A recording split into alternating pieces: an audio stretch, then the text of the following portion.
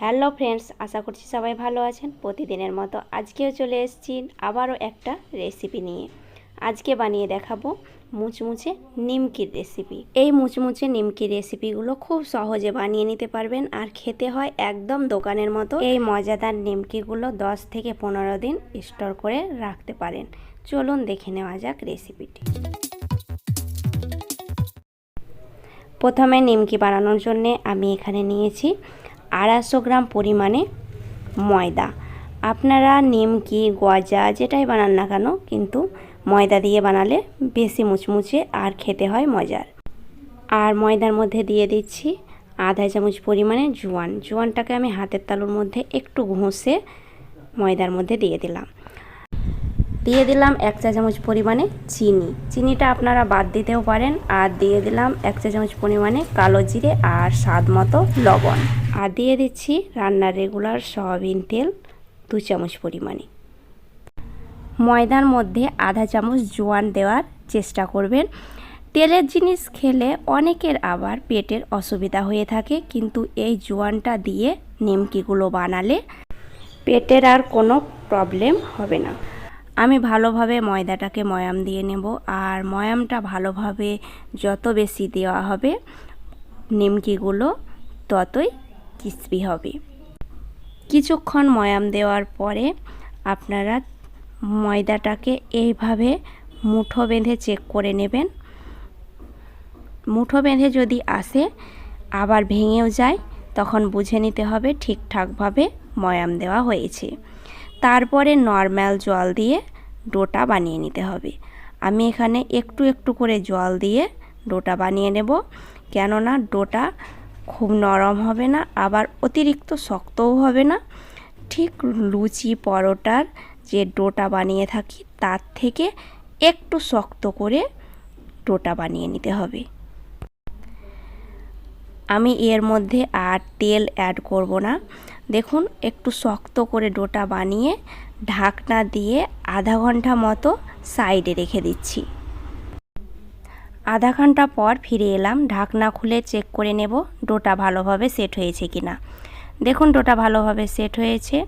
আমি একটা কিচেন টেবিলের ওপরে মথে নিচ্ছি।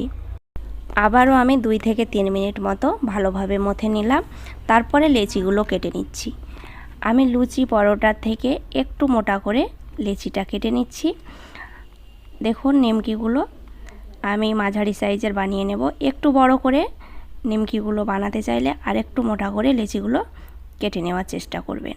আমি একটা লেচি নিলাম আর বাকিগুলো ঢাকনা দিয়ে ঢেকে দিলাম, যেন ওপরটা ড্রাই হয়ে না যায়।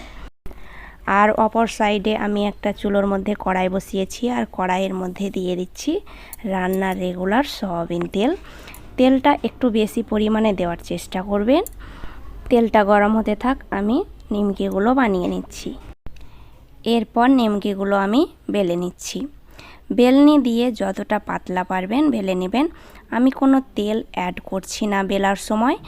আর নিমকিটা কতটা পাতলা করে বেলে নিতে হবে আমি হাত দিয়ে দেখাচ্ছি। দেখুন, এই রকম পাতলা করে বেলে নেওয়ার চেষ্টা করবেন। তারপর একটা ভাঁজ দেওয়ার পর অপর পাঁচটা দিয়ে দেবেন।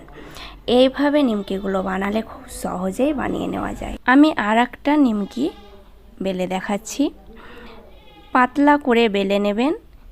তেলের প্রয়োজন থাকলে একটু তেল দেবেন, কিন্তু আটা বা ময়দা দিয়ে বেলার চেষ্টাও করবেন না।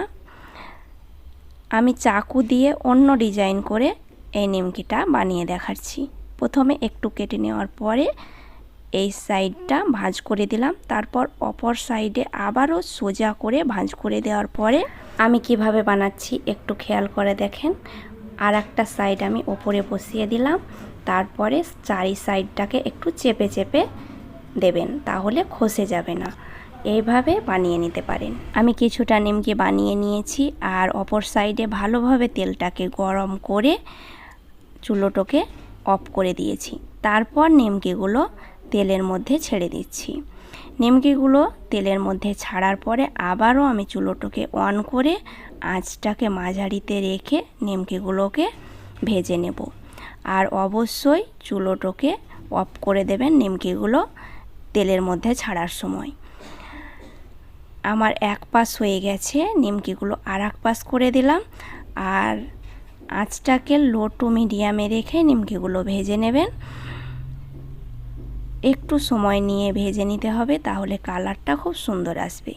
নিমকিগুলো আমার ভাজা হয়ে গেছে, আমি তেল থেকে ছেঁকে নিচ্ছি। আমি একে একে সব নিমকিগুলো একইভাবে ভেজে নেব। এই রেসিপিটা আপনাদের ভালো লেগে থাকলে একটা লাইক করবেন, আর যেসব বন্ধুরা নতুন অ্যাড হয়েছেন তারা অবশ্যই চ্যানেলটাকে সাবস্ক্রাইব করে দেবেন। ফেসবুক পেজ থেকে দেখলে পেজটা ফলো করবেন অবশ্যই। আজ তাহলে এই পর্যন্তই, ধন্যবাদ।